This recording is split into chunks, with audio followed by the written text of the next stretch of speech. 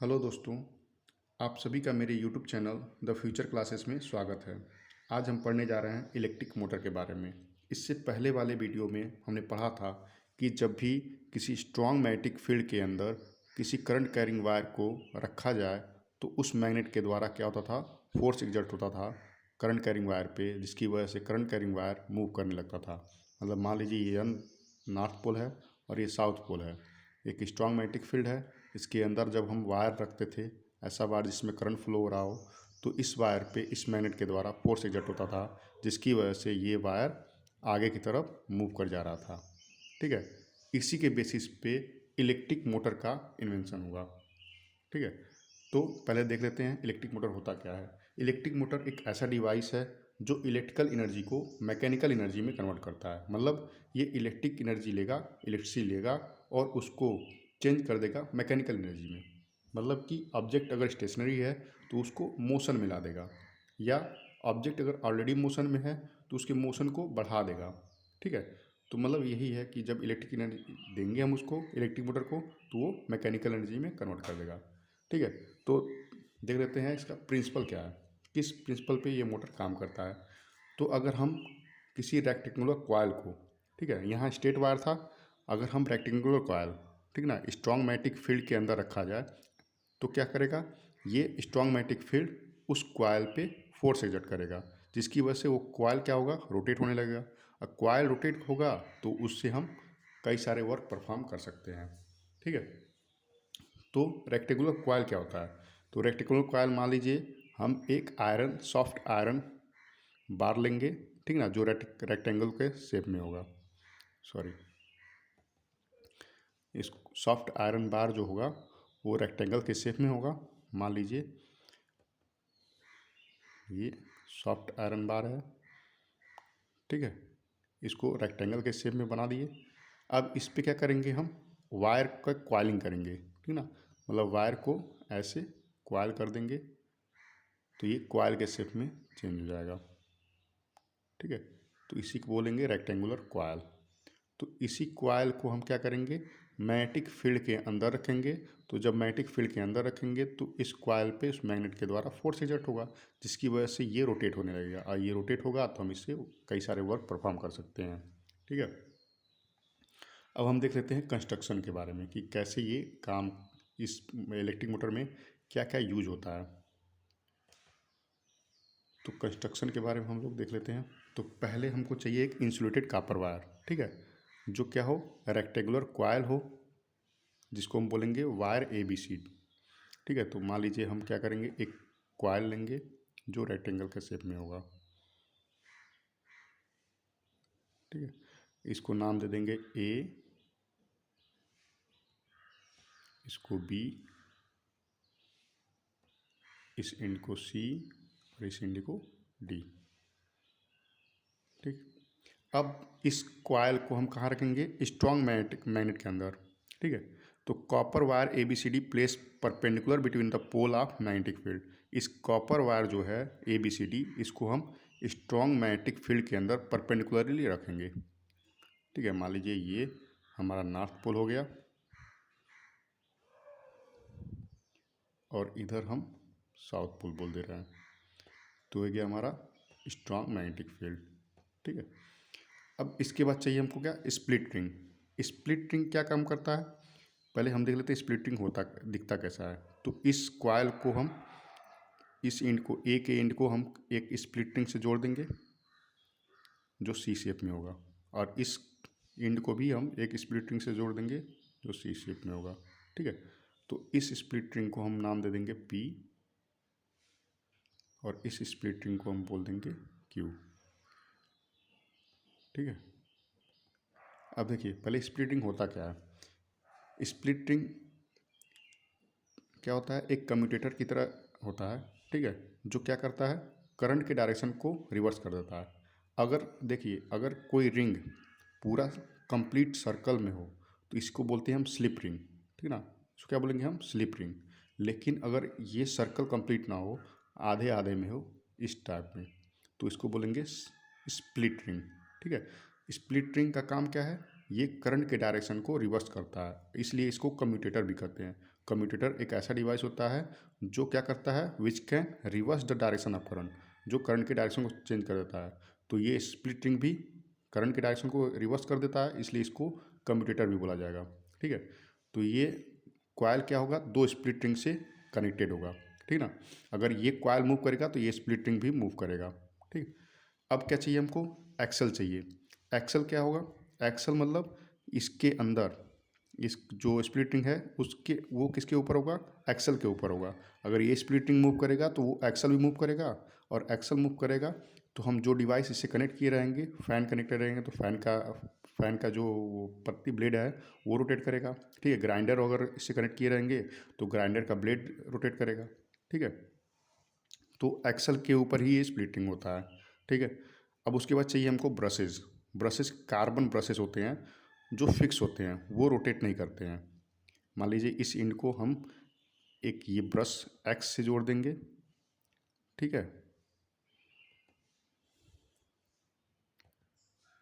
और इस स्प्लिटिंग को हम ब्रश वाई से, दो ब्रश यूज होगा जिसको हम एक्स और वाई, ये दोनों ब्रश फिक्स होंगे।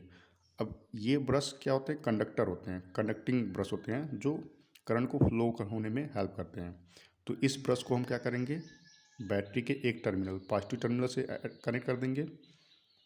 ठीक है, और इस ब्रश वाई को हम क्या करेंगे, निगेटिव टर्मिनल से कनेक्ट कर देंगे। ठीक है, तो दूसरे ब्रश के बाद हमको सोर्स ऑफ बैटरी चाहिए था, तो ये सोर्स ऑफ बैटरी हो गया। मान लीजिए ये पॉजिटिव टर्मिनल है हमारा और ये है हमारा निगेटिव टर्मिनल है। ठीक है, तो हमारा करंट हमेशा पॉजिटिव टर्मिनल से फ्लो होता है, तो करंट हमेशा इसी डायरेक्शन में फ्लो होगा, करंट का डायरेक्शन चेंज नहीं होगा। इसलिए इस इलेक्ट्रिक मोटर को हम डीसी मोटर भी कहते हैं, क्योंकि ये डायरेक्ट करंट फ्लो होता है इसमें, इसमें अल्टरनेट करंट फ्लो नहीं होता है, मतलब करंट का डायरेक्शन चेंज नहीं होता है। ऐसा नहीं है कि ये एक बार निगेटिव हो जाए ये पॉजिटिव हो जाए, और ये एक बार पॉजिटिव हो जाए एक बार निगेटिव हो जाए। तो करंट का डायरेक्शन फिक्स रहेगा, तो इसलिए इसे डीसी करंट भी बोलेंगे या डीसी इलेक्ट्रिक मोटर भी बोला जाएगा। ठीक है, तो करंट हमेशा पॉजिटिव टर्मिनल से फ्लो होगा और कहाँ जाएगा, एक्स एक्सिस में जाएगा। ठीक है, और एक्स एक्सिस के बाद ये जो एक्स ब्रश है उसके बाद कहाँ फ्लो होगा, ये इसके इस ब्रश के पास जो स्प्लिट रिंग होगा, मान लीजिए अभी पी है तो ये पी में फ्लो होगा। पी के बाद ये क्या होगा, ये ए में जाएगा। ठीक है, ए से बी की डायरेक्शन में जाएगा। करंट हम मेरा ए से बी के डायरेक्शन में जाएगा। अब बी से सी पे जाएगा, और सी से डी होते हुए, डी के डायरेक्शन में होते हुए ये कहाँ पे चला जाएगा, ये स्प्लिटिंग क्यू के पास जाएगा। और क्यू से कहाँ जाएगा, ब्रश वाई में जाएगा, और वाई से होते हुए कहाँ जाएगा, ये निगेटिव टर्मिनल में इंटर हो जाएगा। ठीक है, तो हमारा सर्किट कंप्लीट हो जाएगा। ठीक ना, तो अभी देखिए, अभी जो स्प्लिटिंग पी है वो ब्रश एक्स के पास है, और स्प्लिटिंग क्यू जो है वो ब्रश वाई के पास है। तो हमारा करंट ए टू बी और इधर सी टू डी फ्लो होगा। ठीक है, तो करंट का डायरेक्शन हम देख रहे हैं ए टू बी है, और हमारा मैग्नेटिक फील्ड का डायरेक्शन किधर है, नॉर्थ से साउथ की तरफ होगा। ठीक है, तो मैग्नेटिक फील्ड हमेशा फिक्स रहेगा नॉर्थ से साउथ की तरफ। ठीक, तो इस आर्म में देख रहे हैं ए बी जो आर्म है, इसमें करंट किधर से, ए से बी फ्लो हो रहा है, और मैग्नेटिक फील्ड का डायरेक्शन नॉर्थ से साउथ है। तो इस आर्म में हम फ्लेमिंग लेफ्ट हैंड रूल लगाएंगे, तो हम क्या होगा, हम अपने करंट के डायरेक्शन में क्या रखेंगे, अपने सेंटर फिंगर को रखेंगे। हम मैग्नेटिक फील्ड के डायरेक्शन में क्या रखेंगे, अपने फोर फिंगर को रखेंगे। तो हमारा फोर्स का डायरेक्शन थंब इंडिकेट करेगा जो डाउनवर्ड होगा। तो इसका मतलब देखिए, नॉर्थ पोल के साइड में जो भी आर्म होगा, जो भी ये कंडक्टर होगा, करंट कैरिंग कंडक्टर जो भी होगा, उसमें हमेशा क्या होगा, करंट का डायरेक्शन ए टू बी ही होगा, और नॉर्थ मैग्नेटिक फील्ड का डायरेक्शन नॉर्थ टू साउथ ही होगा।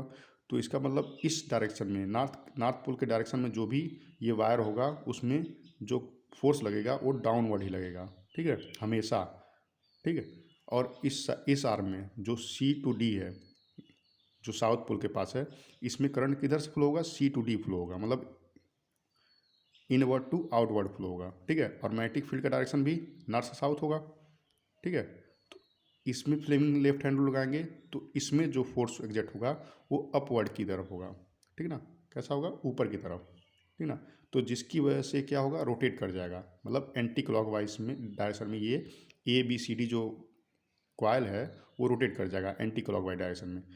तो पहला पहले क्या होगा, हाफ सर्किट कंप्लीट जब करेगा तो देखिए पहले ये पी यहाँ पे है, क्यू यहाँ पे है, जब ये सी और डी इधर आ जाएगा और ए और बी किधर चला जाएगा, एस के पास चला जाएगा। मान लीजिए हम बना देते हैं।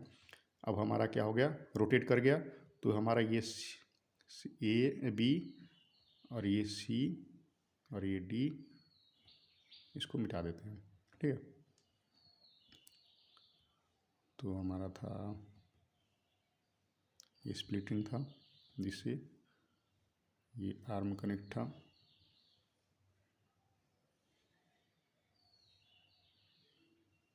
ठीक है। साउथ पोल, ये नॉर्थ पोल हो गया, ठीक है। तो अब देखिए जब हाफ रोटेशन हो जाएगा तो डी हमारा यहाँ पे आ जाएगा और सी हमारा यहाँ पे आ गया, ठीक है। और हमारा बी यहाँ पे आ जाएगा और ए यहाँ पे आ जाएगा, ठीक है। अब देखिए जब डायरेक्शन कॉयल का डायरेक्शन देखिए चेंज हो गया, ए बी जो इधर था वो सी डी के पास आ गया, ठीक ना, सी डी के पास, और जो ए बी के पास जो था वो सी डी आ गया, ठीक ना। तो अब देखते हैं कि इसमें क्या होगा। तो करंट हमारा फिक्स रहेगा हमेशा, किस ब्रश से, एक्स ब्रश से जो होगा फ्लो होगा, जो स्प्लिटिंग। अब देखिए जो पी यहाँ पे था अब यहाँ पे क्यू हो जाएगा, ठीक है, और यहाँ पे क्या आ जाएगा, पी आ जाएगा, ठीक ना। तो ब्रश ब्रश एक्स से होते हुए पहले क्यू में इंटर होगा, क्यू से होते हुए डी से सी में जाएगा, फिर बी से ए में जाएगा करंट। तो हमारा करंट का डायरेक्शन चेंज हो गया, पहले कहाँ चेंज हो रहा था, पहले इस डायरेक्शन में ए बी था तो ए से बी की तरफ फ्लो हो रहा था और सी से डी की तरफ फ्लो हो रहा था, लेकिन अब क्या हो गया, अब डी से सी की तरफ फ्लो होगा करंट, और इधर कैसे फ्लो होगा, बी से ए की तरफ फ्लो होगा। तो हमारा करंट का डायरेक्शन चेंज हो गया ना, पहले ए टू बी था अब बी टू ए हो गया, पहले सी टू डी था अब डी टू सी हो गया। तो करंट का डायरेक्शन कौन चेंज कर रहा है, स्प्लिटिंग चेंज कर रहा है, क्योंकि स्प्लिटिंग पहले इधर था, अब इसका डायरेक्शन, स्प्लिटिंग का डायरेक्शन इधर हो गया, मतलब पी इधर था और क्यू इधर था, अब पी इधर हो गया क्यू इधर हो गया, तो स्प्लिटिंग चेंज हुआ तो करंट का डायरेक्शन भी रिवर्स हो गया। तो स्प्लिटिंग ही हमारा क्या करता है, कम्यूटेटर की तरह काम करता है जो करंट के डायरेक्शन को चेंज कर देता है, ठीक है। तो करंट का डायरेक्शन चेंज हो गया। अब देखिए मैंने बोला था कि जो नॉर्थ पोल के साइड में जो भी होगा उस पर फोर्स जो होगा वो डाउनवर्ड एग्जर्ट होगा। तो अब डी और सी क्या होगा, डाउनवर्ड की तरफ मूव करेगा, और इस साइड साउथ की तरफ जो भी आर्म होगा उस पर अपवर्ड की तरफ फोर्स लगेगा। तो ए और बी क्या होगा, अपवर्ड की तरफ मूव करेगा। तो फिर डी और सी क्या होगा, इस साइड में आ जाएगा और ए बी इधर चला जाएगा, तो एक कंप्लीट रोटेशन हो जाएगा। मतलब जो करंट का डायरेक्शन है हमेशा चेंज होता रहेगा, और ए बी और सी डी हमेशा क्या होगा, एंटी क्लॉकवाइज डायरेक्शन में मूव करेंगे। अब ये मूव करने की वजह से क्या होगा, एक्सल भी मूव करेगा, और एक्सल मूव करेगा तो क्या होगा, हमारा वर्क परफॉर्म होगा। पहले हम कंप्लीट फिगर देख ले रहे हैं, ठीक है, उसके बाद और अच्छे समझ में आएगा, ठीक है। देखिए हमारा ये दो फिगर है, दोनों सेम फिगर है। इसमें ये देखिए ये एक्सल है ब्लैक वाला, ऊपर क्या है, ये स्प्लिटिंग है, जो रेड कलर में ये सर्कुलर शेप में दिख रहा है ना, ये स्प्लिटिंग है, ठीक है। ये हमारा नॉर्थ पोल और साउथ पोल है। ये हमारा क्या है, ये रेक्टेंगुलर कॉइल है, ठीक ना। और ये हमारा बैटरी इस साइड में है जो दिख नहीं रहा है, जैसे यहाँ पे देखिए इसमें ज़्यादा क्लियर होगा, ये नॉर्थ है ये साउथ है। ये हमारा स्प्लिटिंग पी और ये क्यू है, ये ब्रश एक्स है ये ब्रश वाई है, और ये हमारा एक्सेल है, और ये ब्रश हमारा किससे, पॉजिटिव टर्मिनल से कनेक्ट है, और ये ब्रश हमारा वाई जो है वो नेगेटिव टर्मिनल से कनेक्ट है, ठीक है ना। तो क्या हो रहा था इसमें, हम एक बार वीडियो देख ले रहे हैं जो आपको ज़्यादा क्लियर हो जाएगा। देखिए करंट फ्लो हो रहा है, तो ये क्या हो रहा है, ये एंटी क्लॉकवाइज डायरेक्शन में कॉइल मूव करेगा, कॉइल जब मूव करेगा तो एक्सल मूव करेगा, और एक्सल मूव करेगा तो उसके साथ जो फैन अटैच होगा वो भी मूव करेगा, जिसकी वजह से हमको हवा महसूस होगा, ठीक है। तो देखिए यहाँ पे देख लेते हैं क्या क्या। देखिए ये कॉइल है, ये मैग्नेट है, ये हमारा बैटरी है जो इलेक्ट्रिक एनर्जी का सोर्स होगा, ठीक है। और देखिए ये फैन है और ये एक्सल है, ठीक ना। ये एक्सल हमारा स्प्लिटिंग से कनेक्ट है, तो स्प्लिटिंग जब मूव कर रहा है तो एक्सल भी मूव करेगा, और एक्सल मूव करेगा तो फैन मूव करेगा, ठीक है। तो ये सारे में ऐसे ही काम करता है, चाहे वो फैन हो, चाहे वो ग्राइंडर मशीन हो या मिक्सर हो, चाहे वो क्या हो, हमारा वॉशिंग मशीन हो, ठीक ना। तो हमारा सब में क्या होता है, फ़ैन रोटेट करता है, जिसकी वजह से डिफरेंट डिफरेंट फंक्शन परफॉर्म करता है। अगर फ़ैन में अगर मोटर इलेक्ट्रिक मोटर का यूज़ करेंगे तो हमको हवा देगा, ठीक है, जब फ़ैन रोटेट करेगा। लेकिन मिक्सर में अगर वो रोटेट करेगा उसका ब्लेड, तो क्या करेगा, हमारे जो भी चीज़ उसमें डालेंगे तो उसको फाइन्यूट में कन्वर्ट कर देगा, मतलब उसको छोटे छोटे टुकड़ों में काट देगा। लेकिन हम जो उसको वॉशिंग मशीन में इलेक्ट्रिक मोटर का यूज़ करेंगे तो क्या करेगा, फ़ैन रोटेट करेगा, हमारे कपड़े को धोएगा, ठीक है। तो हम डिफरेंट डिफरेंट फंक्शन परफॉर्म कर सकते हैं इस इलेक्ट्रिक मोटर के द्वारा, ठीक। देखिए यहाँ पे एक बार और देख लेते हैं कैसे काम कर रहा है।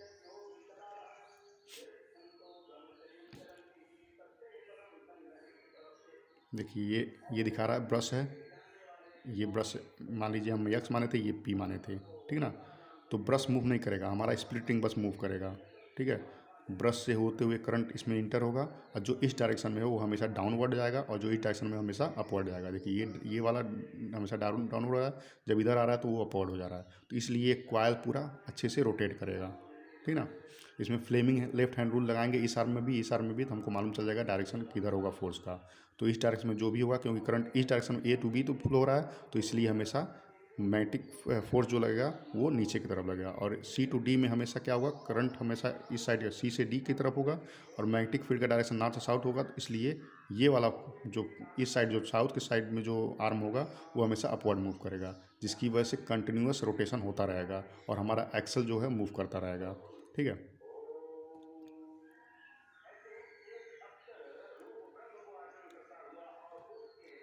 अब देख लीजिए हमारा नोट्स मैं आपको दिखा दे रहा हूँ कैसा है, ताकि आपको नोट्स भी प्रॉपर मिल सके। देखिए पहले लिखा है current in a coil A B C D enter from battery through brush X and flow to the battery through brush Y. जो coil A B C D है उसमें जो करंट इंटर होगा वो पहले ब्रश एक्स से enter होगा, X है, ठीक ना। उसके बाद ये ए बी सी डी में जाएगा, उसके बाद ब्रश वाई से होते हुए वो बैटरी में इंटर होगा। ये पहला पॉइंट बोल रहा है। फिर क्या बोला, current in arm A B flow from A to B. Arm A B मान लीजिए यहाँ पे पहले ए बी था ना, पहले यहाँ पे मान लीजिए क्या था, यहाँ ए था, वो तो आधा रोटेट होने के बाद डी और सी हो गया था ना।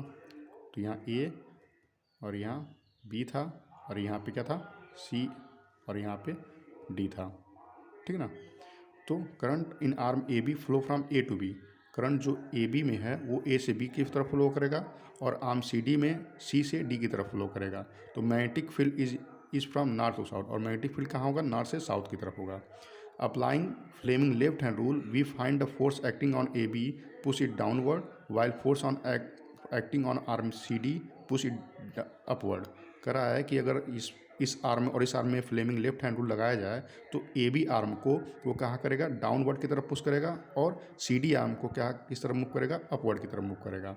दस coil and axle rotate anti clockwise, जिसकी वजह से हमारा क्वाइल जो होगा वो एंटी क्लॉकवाइज डायरेक्शन में रोटेट करने लगेगा।